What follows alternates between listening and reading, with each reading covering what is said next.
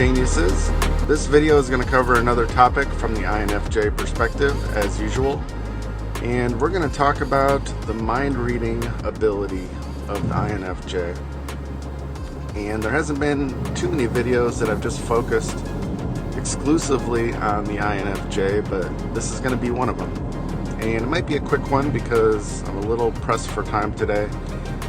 Got a lot of things on the schedule, but I didn't want the day to go by without getting another video out to you. And so, what is the mind reading all about with the INFJ? Are we having some sixth sense, seventh sense, whatever you want to call it? Is it better than and more capable than all of the other personalities? Well, I'm not an expert to answer that specific question, but I can tell you how the mind reading skill works for me, and therefore give you a first-hand account of how I do it, how it works, why it works, those kinds of things. So, as you maybe already know, INFJ's empathy and extroverted sensing is among the strongest of all the 16 personalities. And when I meet somebody, or it doesn't matter if I know them or not, when I start talking to them, and sometimes just being in the same room immediately, I get a sense of what their energy is. And by saying energy, I'm talking happy, sad, angry, whatever the emotion is. That's what I would just call energy.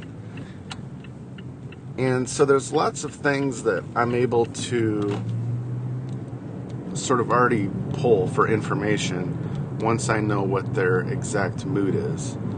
And, just to say happy, sad, angry, depressed, whatever, there's different forms of each of those kinds of emotion too, right? There's subtopics of what kind of depressed, for example.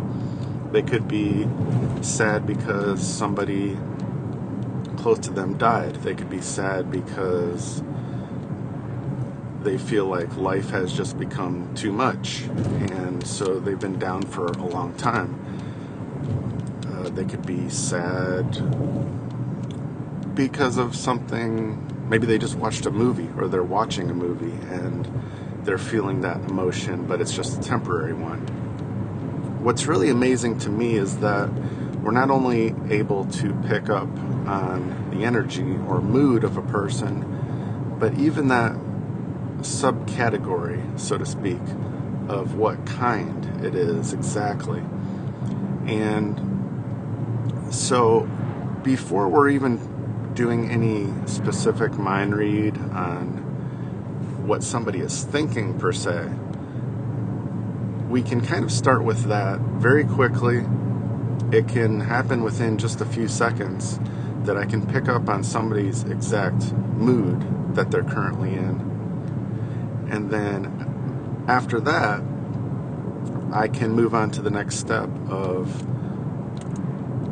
if I'm talking to them, if I'm just listening to what they're saying, maybe they're talking to me, maybe they're talking to somebody else, then every single word that they're using, I'm connecting to that authentic mood that they're in, because I know what it is, regardless of what words they use, whether they're speaking truth or covering it up or whatever it is.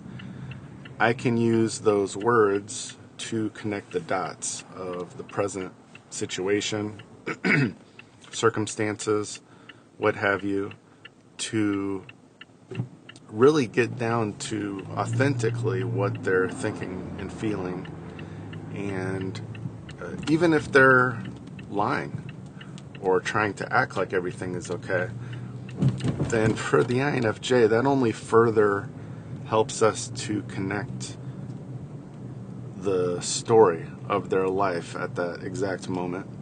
And understand where they're coming from, and there is naturally some judgment involved. And I kind of always say that I'm definitely very quick to judge people. It just happens automatically. It's on autopilot.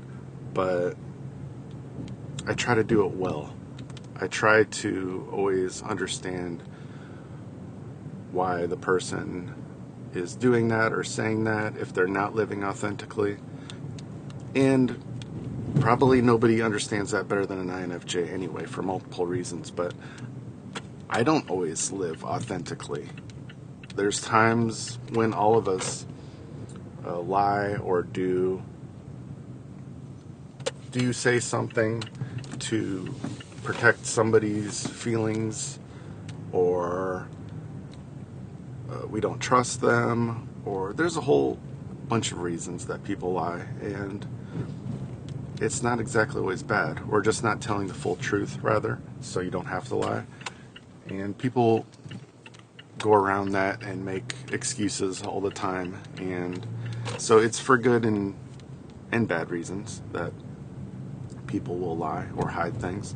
But INFJs are keenly aware of this, and keenly aware of how different personalities kind of go about it. So if we judge somebody for not living authentically, we don't even often see it as really a big deal.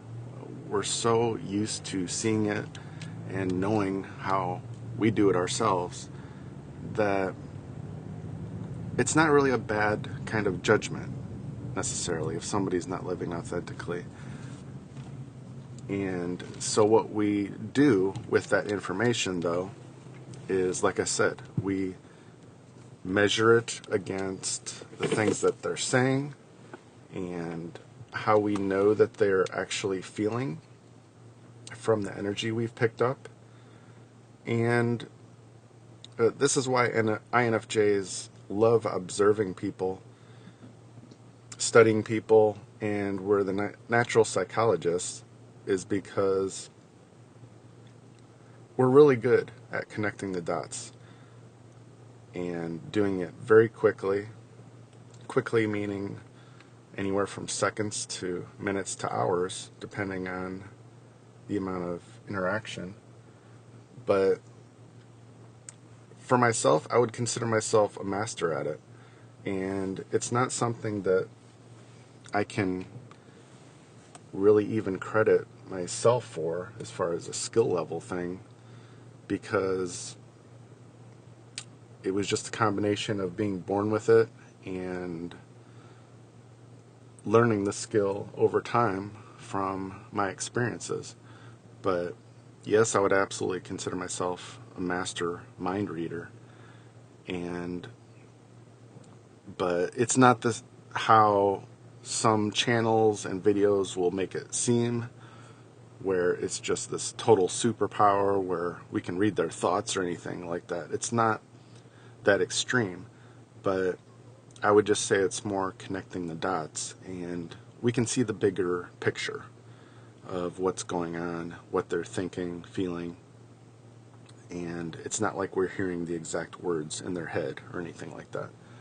But it's almost as good as that, oftentimes, to some extent, just because we can, if we know somebody's exact mood, authenticity, and even motives, when we get far enough into understanding where they're coming from, then that's why we can predict what people are going to do next. Not exactly, of course, because things can always change. But to some extent, we can predict the outcome because we know why somebody wants to do what they want to do, and even how, to some extent. Because when you can read their personality, their thoughts, motives from their perspective, which is what we're trying to understand, then it makes it very easy to understand what somebody would do or tried to do. And of course, I'm being generic because this could be any good or bad situation. And so I hope that gives you a little bit better perspective if you're not an INFJ. And I know for me personally, like I said, judging people is natural, but I know how my motives are not always good, and everybody does different things for different reasons all the time, so I don't automatically judge people in a bad way. It's a natural part of our personality and cognitive functions. And even if somebody is not being authentic with me, and I know that right away, then I always give them time to sort of reveal if they're just doing it to protect their own sort of self-esteem, their confidence, they're not trusting other people, or if it's something deeper than that. And it's not always a quick thing to get down to the real heart of the matter on everything. So don't let me give you the wrong impression either that INFJs don't know everything about you in the matter of seconds, but the amount of information that we can pull is very quick. So don't try to fool an INFJ, because even if we don't know the full story of what you're doing, we can pick up enough of the signs normally to know that something is wrong here, or something is right even. On the other side, think about trying to surprise an INFJ, and if you're just giving away too many signs because you keep talking about whatever, maybe it's like a birthday surprise or something, you're probably better off just staying clear of them, because we're going to pick up on it. And I've had to act surprised many, many times in my life because I already knew what was going on. And I didn't know I didn't know what the exact gift was going to be or whatnot, but I knew something was coming, and I probably most of the time knew about when it was coming too. So it can be a challenge to give an INFJ a good surprise, but it's possible if you're smart about it. And like I said, you might just need to stay clear of them so that you don't give anything away. But anyhow, I hope this was an informative and entertaining video for you, and I'll look forward to bringing you another topic soon. So until next time, I'll see you soon, genius.